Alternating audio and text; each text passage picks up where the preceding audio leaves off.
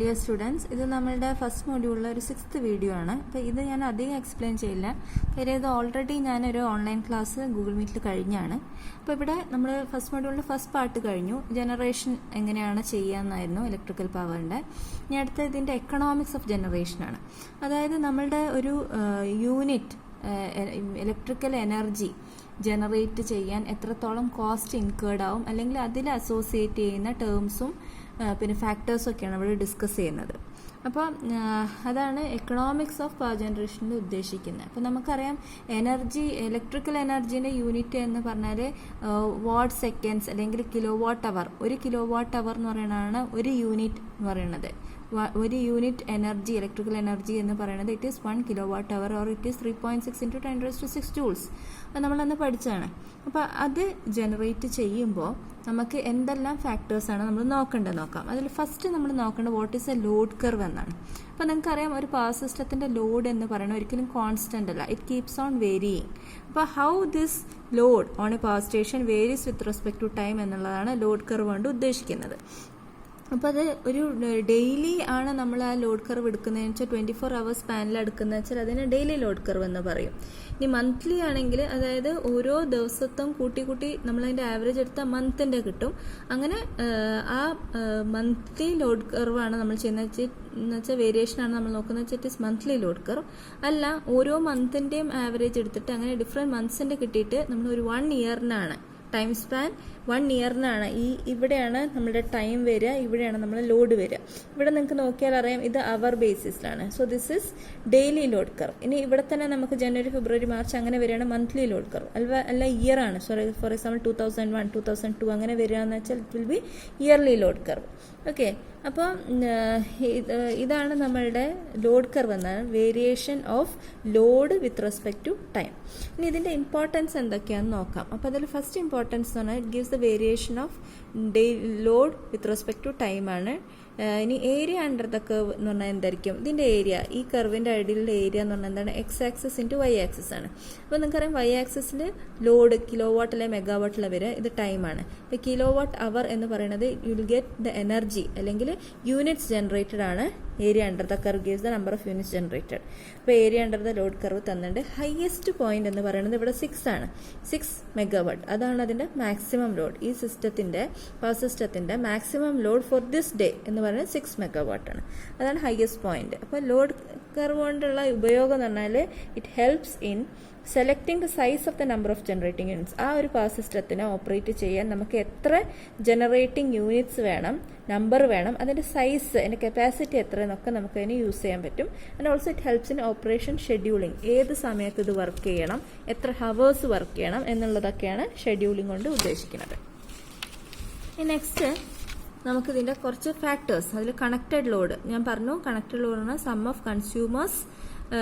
ഇപ്പോൾ ഒരു continuous rating of all the equipments connected to power system ആണ് connected load. അതായത് നമ്മുടെ വീട്ടിൽ ഉള്ള കണക്ട് ചെയ്തിട്ടുള്ള എല്ലാ എക്യുപ്മെന്റ്സിന്റെ rating, whether it is working or not, അത് കൂട്ടിയതാണ് കണക്റ്റഡ് ലോഡ് എന്ന് പറയുന്നത്. അപ്പോൾ it will be high value. ഇനിയിപ്പോൾ മാക്സിമം ഡിമാൻഡ് എന്ന് പറഞ്ഞാൽ ഒരു പവർ സ്റ്റേഷനിൽ നമ്മൾ ലോഡ് കോൺസ്റ്റന്റ് അല്ല പറഞ്ഞു, it varies with respect to time. അപ്പോൾ ഒരു പെർട്ടിക്കുലർ ടൈമിലുള്ള മാക്സിമം ലോഡ് എത്രയാണോ, ആ ഒരു ഇപ്പോൾ ഡെയിലി ലോഡ് കർവാണെങ്കിൽ ആ ഒരു ഡേ പീരീഡ് 24 hours എടുക്കുമ്പോൾ അവിടെ വരുന്ന മാക്സിമം ലോഡ് എത്രയാണോ അതാണ് maximum demand for the day. അപ്പോൾ greatest of all the demands which occur during a given period is called as maximum demand. അപ്പോൾ ഈ രണ്ട് ഫാക്ടറും വെച്ചിട്ട് നമുക്കൊരു ഡിമാൻഡ് ഫാക്ടർ കോയിൻ ചെയ്യാം. Demand factor is nothing but maximum demand by connected load. അപ്പോൾ നിങ്ങൾക്കറിയാം മാക്സിമം ഡിമാൻഡിനെക്കാളും കൂടുതലായിരിക്കും connected load, because connected load is nothing but is the sum of continuous rating of all the equipments. അപ്പോൾ this value is always less than 1.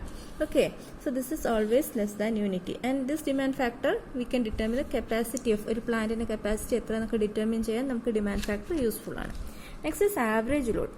Average load എന്ന് പറഞ്ഞാൽ നിങ്ങൾക്ക് അറിയാം, ഇപ്പോൾ ആവറേജ് എന്ന് പറഞ്ഞാൽ it is the sum divided by the number. അപ്പോൾ ഇവിടെ ആവറേജ് ലോഡ് എന്ന് പറഞ്ഞാൽ നമുക്ക് ലോഡ് ഓരോ ടൈം ഇൻസ്റ്റന്റിൽ കോൺസ്റ്റന്റ് അല്ല, വേരി ചെയ്യണം. അപ്പോൾ ഈ ലോഡ് എല്ലാം കൂട്ടിയിട്ട് ഡിവൈഡഡ് ബൈ ആ ഇവിടെ എന്ന് പറഞ്ഞാൽ ടൈമാണ്. അപ്പോൾ നമുക്കറിയാം ഈ ഏരിയ അണ്ടർ ദ കർവ് എന്ന് പറഞ്ഞാൽ യൂണിറ്റ് ജനറേറ്റഡ് ആണ്, അല്ലെങ്കിൽ കിലോ വാട്ട് അവർ ആണ്. അപ്പോൾ ആ കിലോവാട്ട് അവർ ഡിവൈഡഡ് ബൈ അവർ എന്ന് പറഞ്ഞാൽ കിലോവാട്ട് കിട്ടും. സോ അതുകൊണ്ടാണ് നമ്മൾ ഡെയിലി ആവറേജ് ലോഡ് എന്ന് പറഞ്ഞാൽ kilowatt hour energy supplied in a day, അല്ലെങ്കിൽ it is the area under the curve divided by hour. Daily ആയതുകൊണ്ട് 24 hours ആണ്. മന്ത്ലി ആണെങ്കിൽ number of hours in a month. Yearly ആണെങ്കിൽ 365 into 24 എന്നുള്ള രീതിയിലാണ് വരിക. അപ്പോൾ അതാണ് നമ്മളുടെ ആവറേജ് ലോഡ് എന്ന് പറയുന്നത്. ഈ ലോഡ് ഫാക്ടർ എന്ന് പറഞ്ഞൊരു ഫാക്ടർ ഉണ്ട്. Load factor is nothing but ഈ പറഞ്ഞ average load by maximum load. ഇത് എടുക്കുമ്പോൾ നിങ്ങൾക്ക് മനസ്സിലാവും എപ്പോഴും ഈ ആവറേജ് ലോഡ് എന്ന് പറയുന്നത് ചെറുതായിരിക്കും, മാക്സിമം ലോഡ് എന്ന് പറയുന്നത് വലുതായിരിക്കും. കാര്യം നിങ്ങൾക്കറിയാം, ഒരു 5 കുട്ടികളുടെ ആവറേജ് എന്ന് പറഞ്ഞാൽ അതിൽ കൂടിയ മാർക്കും ഉണ്ടാവും, കുറഞ്ഞ മാർക്കും ഉണ്ടാവും. അതിൻ്റെയൊക്കെ സം എടുത്ത് ഡിവൈഡ് ചെയ്യുന്നതാണ് ആവറേജ്. പക്ഷെ മാക്സിമം എന്ന് പറഞ്ഞാൽ ഏറ്റവും കൂടുതലായിരിക്കും. So this factor, that is load factor, will always B A small value. That is less than 1 ആയിരിക്കും. സ്മോൾ എന്നല്ല, ലെസ് ദാൻ 1 ആയിരിക്കും. ഇനി പ്രിഫറബിളി ആ വാല്യൂ ഹൈ ആയിരിക്കണം. അതായത് 1 എന്ന് പറഞ്ഞാൽ 0 to 1 ഇടയിൽ ഏത് നമ്പറും ലെസ് ദാൻ 1 ആണ്. അപ്പോൾ should it be near to 1 and near to 0. അപ്പോൾ നിങ്ങൾക്കറിയാം ഈ factor, load factor depends upon the maximum load. അപ്പോൾ മാക്സിമം ലോഡ് കൂടിക്കഴിഞ്ഞാൽ പ്രശ്നമാണ്. അതുകൊണ്ടാണ് നമ്മൾ എപ്പോഴും പറയുന്നത് പീക്ക് പീരിയഡിൽ നമുക്ക് ലോഡ് കട്ട് ചെയ്യണം, ലോഡ് ഷെഡ് ചെയ്യണം. അല്ലെങ്കിൽ മാക്സിമം ലോഡ് കൂടുന്നതിനനുസരിച്ച് നമ്പർ ഓഫ് യൂണിറ്റ്സ് അല്ലെങ്കിൽ ജനറേറ്റേഴ്സ് നീഡഡ് അല്ലെങ്കിൽ അതിൻ്റെ കപ്പാസിറ്റി ഒക്കെ നമ്മൾ കൂട്ടേണ്ടി വരും. പിന്നെ ലോഡ് ഇല്ലാത്ത സമയത്ത് അത് ഐഡിലായിട്ട് ഇരിക്കേണ്ടി വരും, അല്ലെങ്കിൽ ലോ എഫിഷ്യൻസിയിൽ വർക്ക് ചെയ്യേണ്ടി വരും. അപ്പോൾ അവിടെയൊക്കെ നമുക്ക് കോസ്റ്റ് പെർ യൂണിറ്റ് ജനറേഷൻ കൂടും. അപ്പോൾ മാക്സിമം ലോഡ് എപ്പോഴും നമ്മൾ കുറക്കണം. അപ്പോൾ മാക്സിമം ലോഡ് നിങ്ങൾക്കറിയാം, മാക്സിമം ലോഡ് കൂടിക്കഴിഞ്ഞാൽ എന്താവും, ലോഡ് ഫാക്ടർ എന്ന് പറയുന്നത് കുറയും. അപ്പോൾ നമുക്ക് മാക്സിമം ലോഡ് കുറയ്ക്കണം. അപ്പോൾ മാക്സിമം ലോഡ് കുറഞ്ഞു കഴിഞ്ഞാൽ എന്താവും, ലോഡ് ഫാക്ടർ കൂടും. So load factor will always be less than 1 but it should be near to 1 or a higher value. Okay, 1ന്റെ അടുത്തുള്ളൊരു വാല്യൂ ആയിരിക്കണം ലോഡ് ഫാക്ടർ. അങ്ങനെയാണെങ്കിൽ കോസ്റ്റ് പെർ യൂണിറ്റ് ജനറേഷൻ കുറയുള്ളൂ. അപ്പോൾ അത്ര കാര്യങ്ങൾ തന്നെയാണ് ഇവിടെയൊക്കെ പറയുന്നത്. അപ്പോൾ ലോഡ് ഫാക്ടർ എന്ന് പറഞ്ഞാൽ വേറെ രീതിയിൽ നിന്ന് ആവറേജ് ലോഡ് ബൈ മാക്സിമം ലോഡാണ്. രണ്ടും ടൈം കൊണ്ട് മൾട്ടിപ്ലൈ ചെയ്താൽ ആവറേജ് ലോഡ് ഇൻറ്റു ടൈം എന്ന് പറഞ്ഞാൽ നമുക്കറിയാം load into time is unit generated divided by maximum load into time. Maximum load into time എന്ന് പറഞ്ഞാൽ എന്തായിരിക്കും, ഇവിടെ മാക്സിമം ലോഡാണ്. മാക്സിമം ലോഡ് ഇൻറ്റു ഈ പോയിന്റ് ഇൻറ്റു ടൈം എന്ന് പറയുന്നത് ഇത്. അതായത് 24 മണിക്കൂറും ഈ വാല്യൂ കിട്ടുക എന്ന് പറഞ്ഞാൽ ഈ ഒരു റെക്റ്റാങ്കിളിന്റെ അടിയിലുള്ള ഏരിയ ആണ്. ഈ റെക്റ്റാങ്കിളിന്റെ അടിയിലുള്ള ഏരിയ ആയിരിക്കും. മറ്റേ ഏരിയ എന്ന് പറഞ്ഞാൽ ഈ കർവിന്റെ അടിയിലുള്ള ഏരിയ. ഏതാ വലുത്? റെക്റ്റാങ്കിളിന്റെ ഉള്ളിലുള്ള ഏരിയ അല്ലേ കൂടുതൽ. സോ നമ്മളുടെ ലോഡ് ഫാക്ടർ എന്ന് പറഞ്ഞാൽ it will be always less than 1. So average load പറഞ്ഞു, load factor is always less than 1. അപ്പോൾ load factor is generally used for determining the average load or energy delivered to determine the overall cost per unit generated. Higher load factor പറഞ്ഞാൽ എന്താണ്, less will be the cost per unit generator. അപ്പോൾ നമുക്ക് high load factor ആണ് എപ്പോഴും വേണ്ടത്. ഇനി അടുത്ത പറഞ്ഞാൽ ഡൈവേഴ്സിറ്റി ഫാക്ടർ. ഡൈവേഴ്സിറ്റി എന്ന് പറഞ്ഞാൽ ഓരോ കൺസ്യൂമേഴ്സ് പവർ യൂസ് ചെയ്യണത് വേറെ വേറെ വിധത്തിലായിരിക്കും. അപ്പോൾ എനിക്ക് ഉണ്ടാവുന്ന മാക്സിമം ഡിമാൻഡിൻ്റെ ടൈമിലായിരിക്കില്ല എൻ്റെ അടുത്ത വീട്ടിലെ ആൾക്ക് മാക്സിമം ഡിമാൻഡ് ഉണ്ടാവുന്നത്. അപ്പോൾ ഡൈവേഴ്സിറ്റി ഫാക്ടർ എന്ന് പറയുന്നത് it is a sum of individual maximum demands by maximum demand of the power plants. അതായത് ഓരോ ഇൻഡിവിജ്വലിൻ്റെയും മാക്സിമം ഡിമാൻഡ് അത് ഓരോ വേറെ വേറെ സമയത്തായിരിക്കും.